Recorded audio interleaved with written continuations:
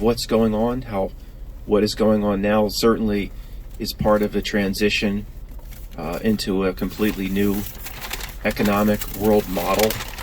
The old system lasted a lot longer than we thought. It has no ability to last. It's a shell game. The shell game just can't continue decade after decade after decade. There are reasons and techniques as to how they've kept the existing economic worldwide economies alive as long as they have. But it's up. It's just, that doesn't, but I don't know how I titled this, but that's not run for the hills, doom and gloom either. The system that you could say we're in now is a shell game with no legs. It has to transition to something else. But in terms of all the fear porn we've listened to over the years about they're going to close the banks and they're this and that, and they might do those sorts of steps. But I just want to point out to people, they're not dumb. Okay, they know that there's no way a shell game economic system like what we've had mostly for the last 40 to 50 years, but the basis, the foundation was never laid or poured correctly. They know that it has to be replaced, and they have very sophisticated models on how to replace it. And I don't think it would be the doom and gloom that many in this community have talked about when they replace it. Sure, in replacing it, they will also have to create a degree of fear and panic, like potentially what millions of people have talked about and just rumored about over the last 10 years, that, when it's finally up, they're going to close the banks. How many times have we heard that? Well, yeah, they might do that. They might shut the internet down for a day. They might do something very scary. But when it reemerges, a very formal-looking public official on behalf of the world banks will approach a podium, and everybody around the world will be watching, because the U.S. dollar will go down, and every currency around the world is based on the U.S. dollar, and it's all tied together. And they'll announce, here's the new way people will buy and sell and trade. The new currency, most likely related to some sort of digital currency or something that would be on your smartphone, which wouldn't be very good for me because I have a 10 or so year old flip phone. But when they announce it and they say this is what the world must use, people will be in such a panic that of course they'll use it. They'll use it. And there'll be a transition period probably. I don't think it'll be, your dollars at home will be completely worthless. You might have to, India was a trial run. Whatever they did to India a few years back was a mini test case for this. Have to turn your dollars in. You'll get so many Big Brother credits. I don't know what they'll call the new currency. You get so many Big Brother 1984 credits for how many dollars you had. And the world will immediately adopt it. The world will immediately use it to buy and sell and to pump gas. And so the point is, I don't think even when the economic reset comes, and it could come in the next few months, this is part of a complete transition to how we live our lives, including the economic side. What's happening now is part of a complete transition in many different ways, one of which is the economic side. But when they do it, they will have it modeled exactly on how it will go. And it will be painful, but it won't be time to run to the hills with your cardboard boxes to live out the rest of your life in your TV box up on a hill somewhere. They'll introduce a new currency at some point. Doesn't mean it'll be next week. This system can't last, whether it be in a month, 2 months, the end of this year. It just, when I used to talk about my understanding of why the economic collapse that all these doom and gloomers talked about 4 or 5 years ago, why it never comes, and I came to the conclusion that there's nothing real here. They've completely put the world economy and tied it into a supercomputer. And I'm almost certain that's what they did, even not 5 years ago, probably even 10 years ago. There's nothing real about it. There are no real elements of supply and demand. And when I said that, the doom and gloomers 5 years ago were talking about, if Brexit happens, then that's it. That's the end of the world currency. That's the end of the world. Get your TV box and run for the hills.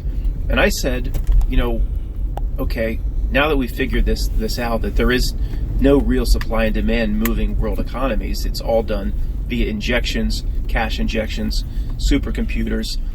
Then I said, as bad as it is, as big of a shell game as it is, with no solid foundation that it's laid upon, they're going to be able to keep it going longer than we think. It should have collapsed 5 or 6 years ago. Should have been gone, done.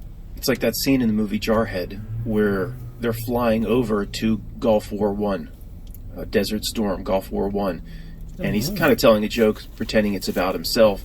He says, when I was caught stealing TVs, I was given a choice: either join the Marines or go to jail. And the funny thing of it is, if I had gone to jail, I'd be getting out today. And he's, they're 5 hours from landing in Bagram Air Base in Iraq. Of course, just a joke that's been told many different times, but that's our situation. If they really had not injected trillions and trillions and trillions and played more funny business and put in more shell games and more instruments and all this craziness, it would have been incredibly painful. But if put on a sound footing, which I don't think the monsters that really run this world, the monsters that control the levers, are probably never ever going to be about putting an economy on a sound footing. But just assuming if that would have been done, we would be coming out of it today instead of going into it. Now, I don't want to get too conspiratorial too early on, in case anybody does decide to pass this to anybody around them that hasn't studied the things that we've studied, haven't looked at the things that we've looked at. But now I have to get a little conspiratorial because this is actually what's happening. So hopefully demonstrated that the person delivering this presentation has a degree of intelligence, doesn't probably sound like somebody that's slathering feces all over themselves sitting in a bathtub. So we just can't avoid the 800-pound gorilla. We need to just dive right into it. So this virus thing that is shutting down the entire world, or they're deciding to shut down the entire world based on a virus that so far hasn't even killed 1/10 of the people that the regular flu does, but nevertheless it seems justified from their perspective, and they've convinced the masses that it's justified to destroy an entire world economy to save 1/10 or 1/3 of the lives that are normally killed every year in the regular flu. Okay, doesn't make a whole lot of sense to me, but that's not the purpose of this presentation. This virus thing, in a way it is the purpose of the presentation, because obviously they're using the story of a virus to make major moves to the way the world runs and the way the world works. And the economic piece of the pie is a monstrous, giant part of the pie. They're using the virus to accomplish what they want to accomplish, to move society where they think it needs to be. Now, some people listening to this might be saying, well, what? They waited for a nasty strain of flu, and then they are going to use it? They're going to capitalize on it and put the story that should have been a minor story on steroids to basically have everybody temporarily locked down so they can do certain things, so everything can come out of this in a way or a society that reflects more of what they want society to be. Yeah, that's basically what's happening. There's no reason to understand exactly the tactics. All we need to understand is, for some reason, some people are getting sick. Is it as bad as they say? They'll tell you on the news it's a 10 out of 10. No, it's probably a 4 out of 10. They're using the story of a virus, of a sickness going around the world to implement a lot of things that they think need to be permanently implemented on society.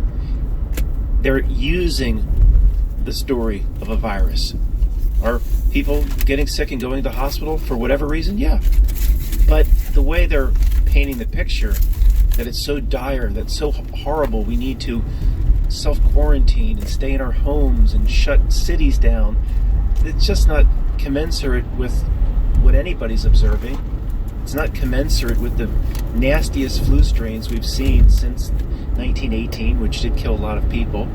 So it gives itself away because anybody at this point can realize that the measures that they're putting in place is destroying the world economy. Destroying it, the measures that have been putting in place. Now, we'll circle around and see it has to be destroyed because there's nothing left. It's on life support anyway. But the people that live down your block don't realize that. The only thing you could get them to realize is, see, the measures are much, much, much worse on a population of around 7 billion people than any virus could ever be. So it gives itself away that this is not just simply about protecting people and protecting health. I mean, when I say anybody that can't quite realize this, and they don't quite realize this, the people I've talked to, they think, well, Matt, if just one life is saved, then everybody has to do their part. It doesn't make any sense, because when we emerge from this with 500 million around the world unemployed, that will lead, whether it be because they can't pay their rent, whether it be because of stress, whether it be because they can't eat or put food on the table, or they can't put quality food on the table, it's just Wendy's and McDonald's every day. See, that will lead to millions or tens of millions of deaths. It might not come in 4 or 5 days, like a pathogen may bring, but it will come in 4 or 5 years. So millions of death is what they've decided to do here to save roughly 150,000 people. It doesn't make sense. Even the Star Trek movies, taught us the needs of the many outweigh the needs of the few, or the one. So somebody might be asking or thinking, well, this presentation doesn't really make a lot of sense, because if there was no life left in the worldwide economic system, why don't they just come out and say to the people there's no life in it, we have to implement a new world system in order for the world economy to go on? What if this person making this presentation is suggesting that they have to hide behind the cover of some sort of virus, and they're going to do things in the shadows while everybody's scared of a pathogen or scared of getting sick? Yes. Okay, I'm not even suggesting it. I'm in a very arrogant sense, and I'm sorry to put it this way, I'm telling you what's happening. Okay, this is not some weird theory. It should be obvious what's happening. But in terms of why they can't come out and just say the world global financial system or whatever has failed and we need to replace it with a new world system, there's a lot of reasons they're not going to do that. They don't do business like that, first off. Second off, it would be admitting that the whole system that they praised and told you how wonderful it was from birth through multi-generations, capitalism, Adam Smith, and everything else, it failed. It failed. So, not that then every communist in the world would rise up and say it failed. So there's a lot of reasons. They're not going to just come out and announce that the system is so sick it needs to be replaced. Because one other main reason is it's this whole exercise using the virus is not just about the economy. Remember the slogan, it's the economy, stupid. No, it's not. In this case, it's not. They want to move or intend to move an entire worldwide society into a certain place. They've been trying to move it and nudge it along for a very long time. It's like turning the Titanic. It just doesn't happen overnight. And in terms of all the other things that those in control here, who pull the levers, who push the buttons, in terms of what they want to do to society in general, it's not the purpose of this presentation. This presentation is about the economy and the fact that whatever we have now is unsustainable. So, we could talk about that some other time, but I just want, for the purpose of this presentation, to note that no, in order to reset the world economic system, they didn't have to wait and hide behind a virus. This virus there's 5 or 6 or 7 major goals, and they all have to do with how they want to move society down the track, and the economy is just one. See, of course, they need a boogeyman. They would say, of course, that everything was great. It was the greatest economy the U.S. has ever seen. We had the lowest unemployment the U.S. has ever seen. We had amazing new technology. And it was perfect. There's nothing flawed with the system. There's nothing flawed with what we, your puppet masters, gave you. See, this illness came, and who could have foreseen that? And the illness destroyed everything. It wasn't our system. It wasn't any flaw in what we gave you people. So they can't. That's the whole point of this. It's the greatest excuse in the world as to why it wasn't your fault. So what was wrong with the economy, where the whole world economy has to be reset? What is wrong with the economy that we're still in right now, where it's on absolute life support? It just can't last. Because as far as your friend is concerned, your friend down the road, he just leased a brand new Ford F-150 or bought a Ford F-150, and he got all the upgrade packages and 72 months financing at 0.5%, and everything's great at his household, and the house next door to him just sold for $500,000, and everything just is wonderful.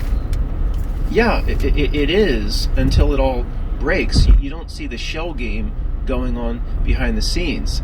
I mean, just to do a 5 minutes on the absolute basics as to those in power that set the system up, it was never set up on a proper foundation. Never set up on a solid base of which it could last. Okay, let's just start with the absolute basics. It's not a rule or a law that a capitalist system where I make a product and my neighbor makes a product and we make a similar product so we compete. There's not a law that system has to be based on debt and nothing but debt. The way they design this thing, no money can come into the system without debt. Let me repeat that. If a new dollar pops up in the economy, and obviously economies grow over time. The amount of money in circulation today is much more than it was in 1950 or in 1850. So the money supply grows, and in general, wealth has grown, but you can't bring a dollar into existence without it attached to a debt instrument. This is rule number one. So in order for a dollar to come into existence, somebody, somewhere, had to go into debt, had to buy a Ford F-150, or a government had to float bonds. See, if you're operating on that system as your cornerstone, do you know how sick that is? That there has to be, see, that's why every time a politician has ever talked about the national debt and how irresponsible the national debt is and how we have to get rid of the national debt and these deficits are out of control, mostly I would say they're just ignorant. They have no idea how the system works themselves. But some that do understand how the system works, like Ron Paul, for example, all that nonsense that he spewed out, that I would, if I'm elected, I'll just cut $1 trillion off the federal budget. Well, he knows that the whole system is sustained by debt. It is just like your human body. It is literally the blood.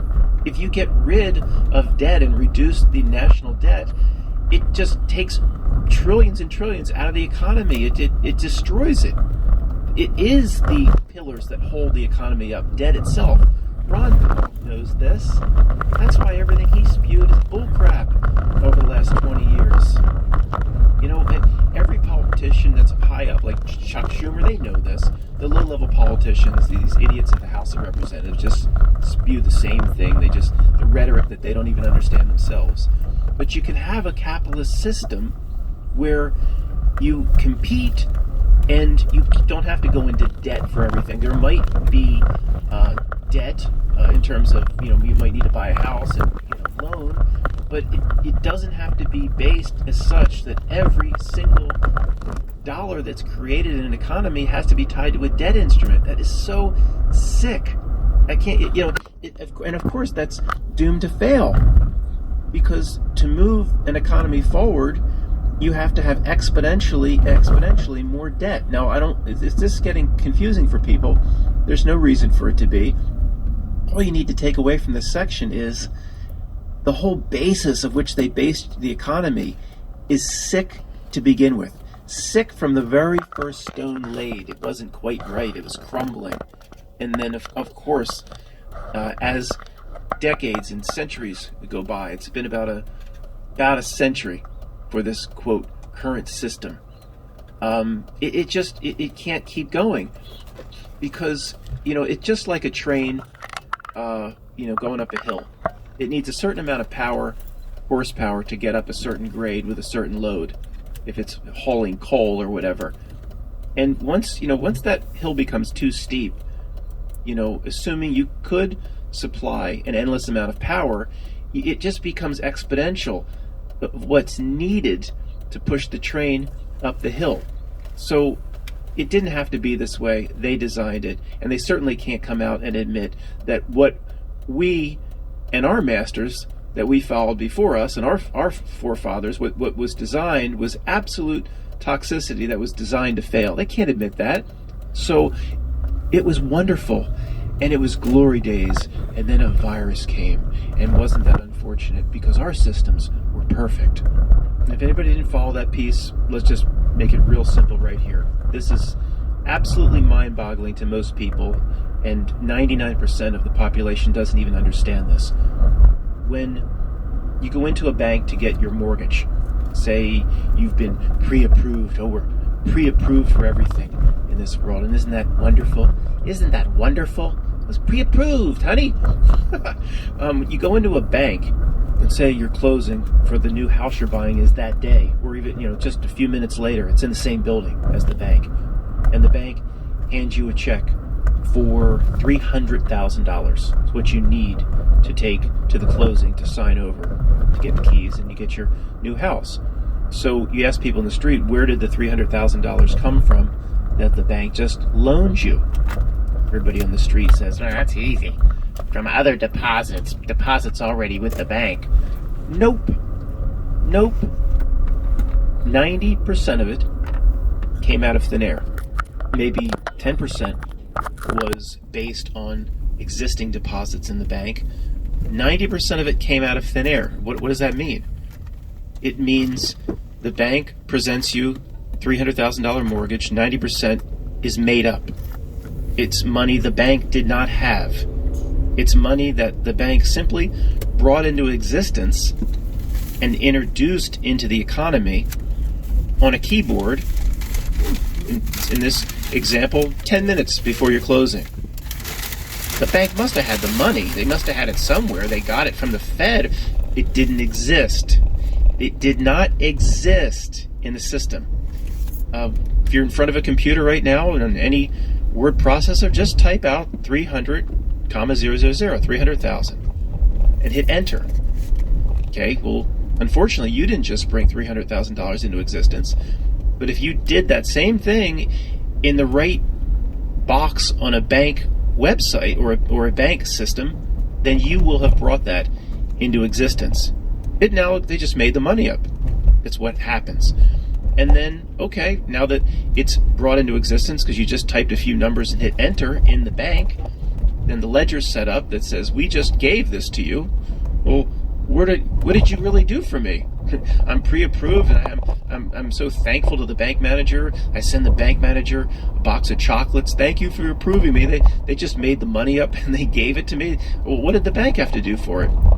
Well, it's hard work. They just have to push 3000000 enter. That's how hard the bank has to work to bring that money into existence. And then once the ledger's properly set up on the bank software, which is a incredible accounts receivable, see, then you owe them back real money for the next 30 years. You owe them real money that has to come from the sweat of your labors for 30 years. The ultimate in money laundering is what this is. Then the bank person can say, print. And you hear it printing out. The cashier's check is printed out, and they hand it to you. $300,000 is now in the economy to be signed over to the person that's selling you the house.